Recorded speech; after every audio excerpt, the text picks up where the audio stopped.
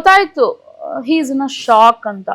ನನ್ ಪಾರ್ಟ್ನರ್ 20 ರೂಪಾಯಿ ಇದೆ, 10 ರೂಪಾಯಿ ಮನೆಗೆ ಹಾಕ್ತೀನಿ, 5 ರೂಪಾಯಿ ನಾಳೆಗೆ ಇಟ್ಕೋತೀನಿ, 5 ರೂಪಾಯಿ ಪಾರ್ಟಿ ಮಾಡೋಣ ಬಾ, ನೋಡ್ತ್ಯಾ ಹೆಂಗ್ ಪಾರ್ಟಿ ಮಾಡೋಣ ಅಂತ ಅವ್ರಿಗೆ ಹಿಂಗ್ ಹೇಳಿದ್ರೆ ಅವ್ರ ಕನೆಕ್ಟ್ ಆಗ್ತಿತ್ತು ಅವ್ರಿಗೆ.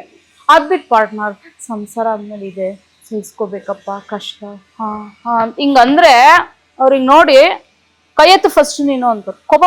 ಅವ್ರ ಅನುಕಂಪ ಅವೆಲ್ಲ ಅದು ಹಂಗೆ ಅವ್ರಿಗೆ ಸಹಿಸಲ್ಲ ಆ ಬಾಡಿ ಲ್ಯಾಂಗ್ವೇಜ್. ಮಹಾನ್ ಸ್ವಾಭಿಮಾನಿ ಅಣ್ಣಯ್ಯ ಅವರು. ನಾನು ಕೆಲವು ಅಳಿಯಂದ್ರು ನೋಡಿದೀನಿ, ಹೆಂಗೆ ಅಂದ್ರೆ ಅತ್ತೆ ಮಾವನ ಹತ್ರ ದುಡ್ಡಿತ್ತು ಅಂತಾನೆ ದುಡ್ಡಿಸ್ಕೊಂಬಿಡೋಣ, ಒಂಚೂರು ಬಂಡವಾಳ ಹಾಕ್ಸ್ಕೊಂಬೋಣ, ಸೆಟ್ಲ್ ಆಗ್ಬಿಡೋಣ. ಸೊ ಇನ್ನೊಂಚೂರು ಅವ್ರು ಹುಡ್ಸಿದ ಮಕ್ಳಿಗೂ ಫೀಸ್ ಕಟ್ಟಲ್ಲ ನನ್ನ ಮಕ್ಳು, ಆ ಅತ್ತೆ ಮಾವನ ಹತ್ರನೇ ಇಸ್ಕೊಂಬಿಟ್ಟು ಅವ್ರ ಫೀಸ್ ಕಟ್ಟೋಣ ಅನ್ನೋದು. ಅಥವಾ ಇನ್ನೊಂಚೂರು ಆಸ್ತಿ ಗೀಸ್ತಿ ಇದ್ರೆ ಹೆಂಗೋ ಮನೆ ಅಳಿಯಾಗಿ ಮೆತ್ತಿಗೆ ಸೆಟ್ಲ್ ಆಗ್ಬಿಡೋಣ. ಅಲ್ಲಿ ಊರೆಲ್ಲ ಉಗಿತಾ ಇರ್ತಾರೆ ಕ್ಯಾಕರ್ಸಿ, ಆದ್ರೂ ಹಿಂಗ್ ಒರೆಸ್ಕೊಂಡು ನನಗಲ್ಲ ಅನ್ನೋ ತರ, ಹೆಂಗೋ ಈ ಜನ್ಮ ತಳ್ಬಿಡೋಣ ಅನ್ನೋ ತರ ಇರ್ತಾರೆ.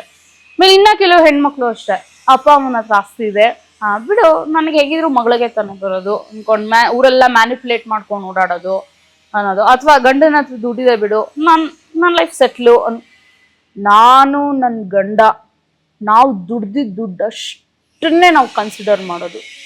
ನಾವ್ ಯಾರಿಗೂ ಬಕೆಟ್ ಹಿಡಿಯಲ್ಲ, ಸಲಾಮ್ ಹೊಡಿಯಲ್ಲ.